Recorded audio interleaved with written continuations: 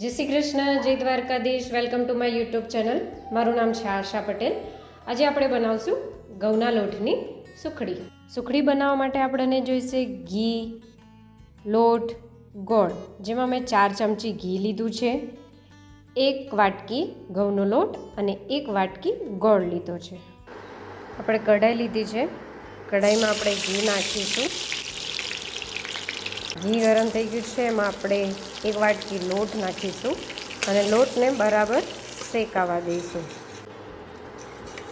ઘઉંનો લોટ શેકાઈ ગયો છે અને એમાં આપણે 1 વાટકી ગોળ ઉમેરી દઈશું અને એને હલાવી લઈશું. ગોળ આપણો સરસ મિક્સ થઈ ગયો છે.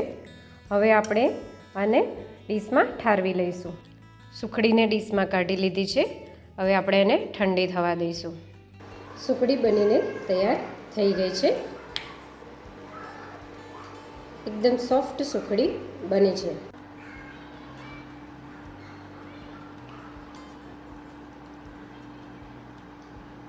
કી લાગી? તમને મારી આ રેસીપી કેવી લાગી? લાઈક કરજો, શેર કરજો, કમેન્ટ કરજો અને મારી યુટ્યુબ ચેનલને સબસ્ક્રાઈબ કરજો. જય શ્રી કૃષ્ણ.